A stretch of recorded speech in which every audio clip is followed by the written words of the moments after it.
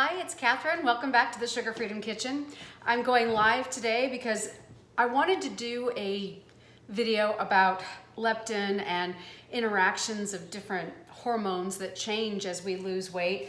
And all of the research I was doing, I was coming up with a lot of contradictory information.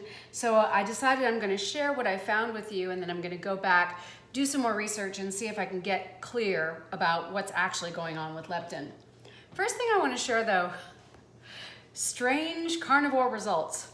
One of the things I noticed way back when I first went meat-based back in March of 2018, or was it 2019? It was 18. At any rate, I saw my moles started to shrink and the moles on my back disappeared. And one of the things that I noticed is that I've had a pretty good sized mole on my arm ever since I was a child, and it's come down to almost a pinpoint now. And I think that that's the most fascinating thing with this carnivore approach, is that the things that aren't supposed to grow stop growing, and the things that are supposed to grow. Like, for example, my hair, I mean, I've had to bob it several times this year, keeping it here, and it's growing longer and longer. And I said to my hairstylist, I'm like, all right, well, let's just, grow it out and see if we can curl it this time. So that's going well. The other thing is that before I tried the meat-based approach, pulling out all the plants, I was starting to have real trouble with my nails. They were peeling and they were breaking. So I went ahead and started wearing them short, and I stopped wearing nail polish. So I just started playing the ukulele, and I had a lesson last week, and my teacher said, you're gonna have to cut those nails.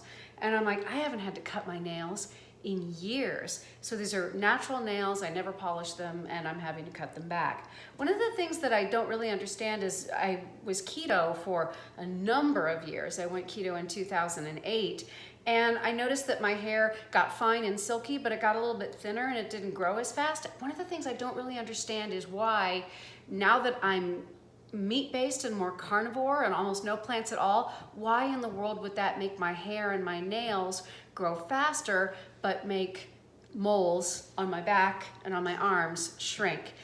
And I think that as we get into correct hormonal balance, improper hormonal balance can cause overgrowth and things like acne and moles and things like that, but it possibly can also block the growth of my hair. So I think part of it has to do with inflammation, and this is an anti-inflammatory approach.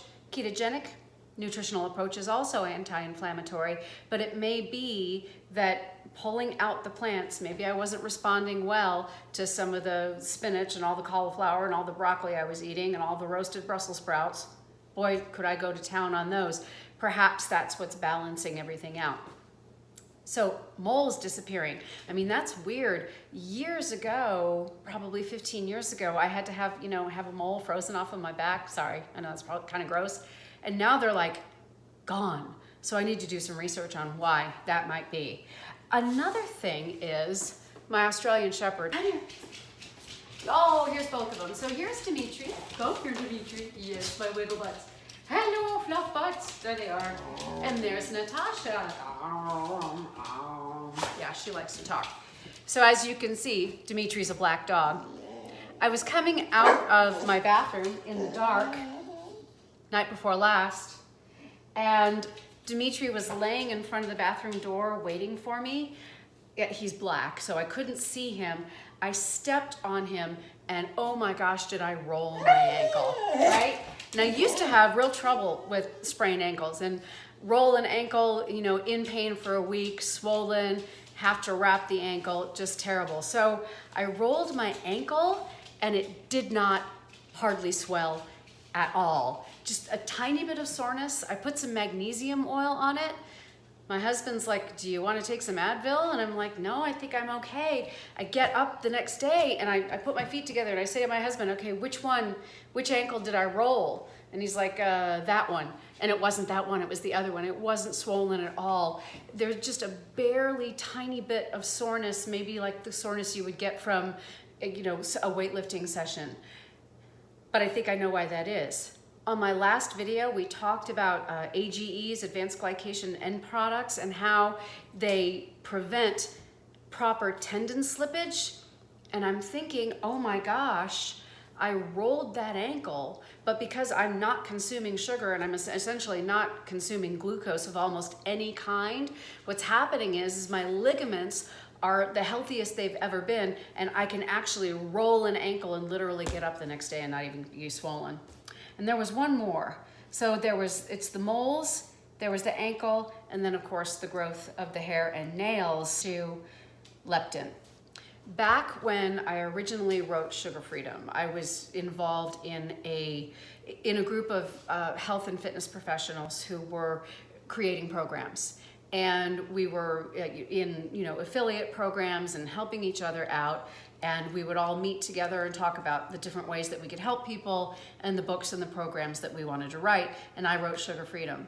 The funny thing about Sugar Freedom is, and I think Dr. Sean Baker has talked about this too, you're not going to be create a billionaire business on telling people just to stop eating sugar. I mean, it's so simple.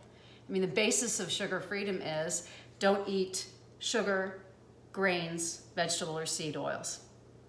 Easy.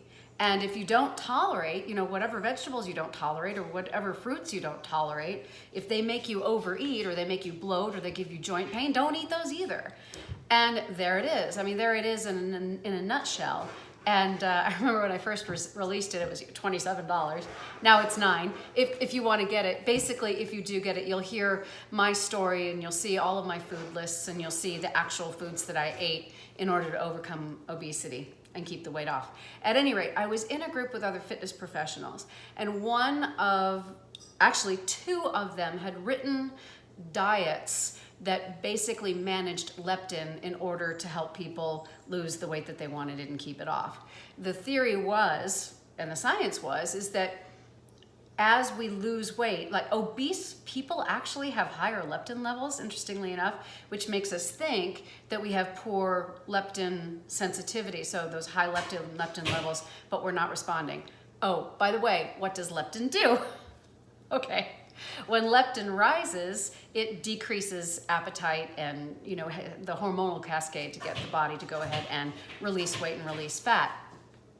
Okay, so as you're losing weight, leptin levels drop. And so the assumption from my friends in fitness and nutrition and from many researchers was, the reason that people can't maintain their weight loss, the reason why it's so hard to keep the weight off is because leptin drops. The idea is that to keep leptin from dropping, that you had to do refeeds.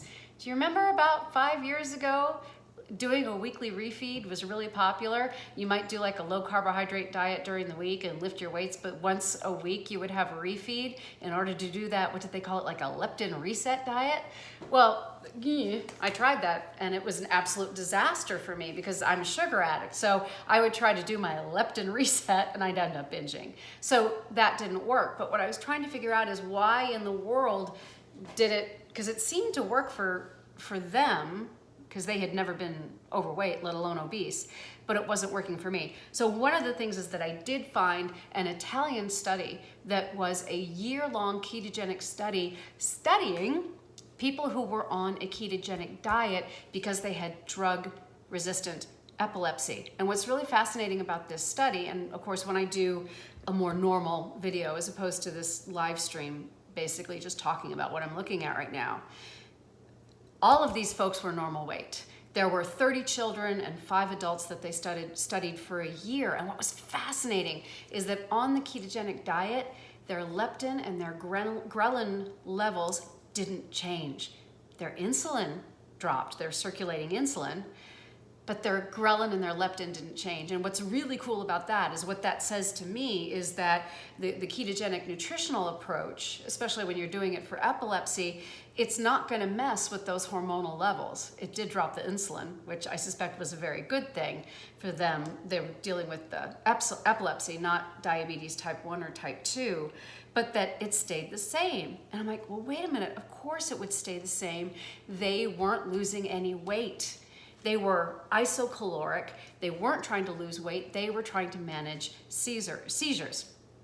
So what's going on with the leptin in those of us who lose weight? Because my experience is that when I lost weight doing cardio and counting calories, I ended up starving.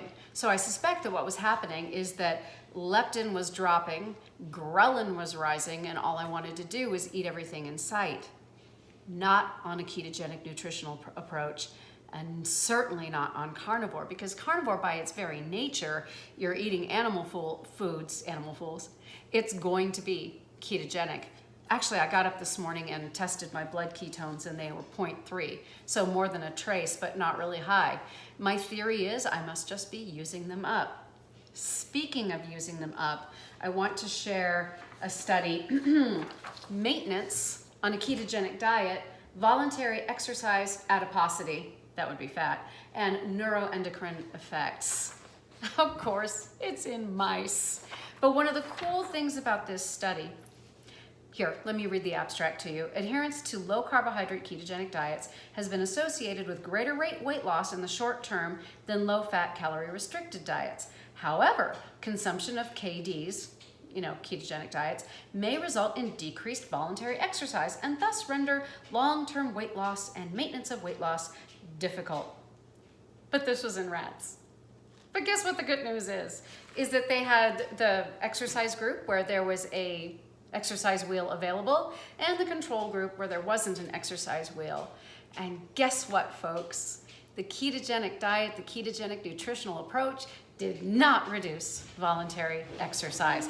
So even though these rats were keto, or were they mice? They were rats, good old rats. Even though they were keto, they still wanted to get on that wheel as much as the normal chow eating rats did. And I gotta tell you, having been in a state of nutritional ketosis on and off for the last 12 years now, I really, really like to move. I like to get out and walk and play tennis. I play this weird game of like soft tennis against the house with my Australian Shepherds, at any rate. And I still love to lift, and Lord knows I love to dance, learning how to shuffle now. And it's just, nobody's making me do this. I want to do this. I go to the gym and I go to dance class and I walk the dogs because I want to, not because I have to. Although I do understand that it is connected for me with maintaining that 70-pound weight loss over time. But I still need to look more deeply into what is going on with leptin. Here's another summary. The ketogenic diet is an effective treatment for medically intractable epilepsy and has anti-epileptogenic, neuroprotective, anti-tumor properties. While on a ketogenic diet, the body obtains most of its calories from fat rather than carbohydrates. This dramatic change in caloric composition results in a unique metabolic state. There it is. In turn, these changes in caloric consumption and metabolism alter some of the neurohormones that participate in the complex neuronal network regulating energy homeostasis. Stay with me because here's the important part. Two observed changes are an increase in serum leptin and a decrease in serum insulin. These opposing changes in leptin and insulin are unique compared to other metabolic stimuli and may modify the activity of several cell signaling cascades. In other words, including AMPK. Oh my gosh, and the other thing about the rats, the exercising rats, the rats who had a wheel, the ketogenic rats, it significantly increases levels of the anorexigenic neuropeptide, POMC mRNA. Wow. So there actually are hormones in the body that get us to eat less.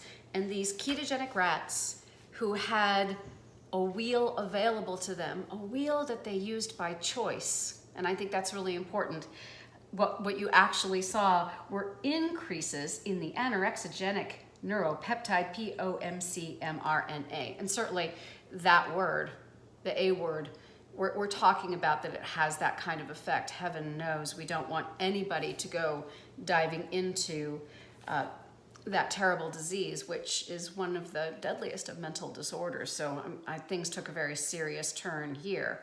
But certainly what we want is health and happiness and the ability to go out and live the life that you love. So for my next video, I am going to be I'm going to be diving back into trying to understand what's going on with leptin and why it is that with the ketogenic and even the carnivore approach, I just am not hungry. I'm hungry generally twice a day. I like breakfast and lunch, and then I go off and I get on with my life. I do the things that I enjoy. And I would really like to understand, what is it about leptin? Is it leptin resistance? Is it leptin sensitivity? Is it high levels? Is it low levels? Bottom line, I think one of the most important things that I can communicate to you, especially if you are here because you're trying to lose a significant amount of weight and keep it off, is what I see in all of these studies, whether they're of people who have drug-resistant epilepsy or people who've lost a lot of weight, or whether it's about rats on a ketogenic diet, what I see now is that there is a difference between the way that normal weight people respond to food and leptin and the way that people who are or who have been obese respond. And actually, I do want to get into this. 3 different doctors, 3 different approaches. Wait, no, 3 different doctors, 3 similar approaches. One of them, Dr. Donaldson, writing in the 60s, then Dr. Atkins starting in the 70s, and then later, and then Dr. Altshuler, whose book is out on Amazon right now, The Alt Sliding Scale Diet. All 3 of them, their approach is to restrict carbohydrates. Atkins getting you into induction, Donaldson literally fat, meat, and water, and then Altshuler getting out as much carbohydrate as you can, just to meat, eggs, and cheese and water as well. And the amazing similarity between all 3 of them, first Donaldson, then Atkins, and now Altshuler, is that they talk about, for those of us who have been or who are dealing with trying to lose a lot of weight, more than 30 pounds, is this concept that once you get to that healthy normal weight and you've maintained it for a certain amount of time, all 3 of them talk about adding foods back and seeing if you tolerate them. And the thing I can't understand for a while is like, well, now wait a minute, if the food bothered me when I was obese, it's still gonna bother me even though I've lost weight. And all of a sudden, just today, doing all this leptin study, I'm realizing, oh my goodness, carrying around an extra 30 pounds of adipose tissue changes you metabolically. And I realized, wait a minute, what if taking off the excess weight, getting to the normal healthy weight, re-regulates hormones and may allow us to add back some of the foods that used to make us put on fat. In my case, one thing I know is that sugar, from grapes and bananas to pastas and pancakes, no, it just doesn't work for me. I can't do it. But I may be able at some point to maybe be putting back some of the vegetables that I enjoy that don't upset my metabolism. Who knows? Maybe I won't put them back at all. Why would I want to? Because of the way my family eats and going out to eat. But on the other hand, I've been doing this long enough now, and I am enjoying my life so much that I really don't miss going out to eat. I really don't. And actually, I can go out to eat and get something to eat. I can just eat a steak or take the bun off of a hamburger or something like that. I do also want you to know I am back in the gym doing turbulence training. I had done an experiment about doing the minimum effective dose on how much exercise I needed. And what I find now is at 55, with my goals to stay strong and stay lean, it looks like I'm going to need to mix in a little bit more intensity in my training, still enjoying it, but I will definitely keep you tuned in and up to date on what is working for long-term maintenance of significant weight loss. If your diet and exercise program is working by what you do, if you are getting out in the world and you are doing what you love and creating a happy life, that's one of the ways you know that the food you're eating and the training you're doing is working for you. All right, that's enough for me, and I'll see you here soon.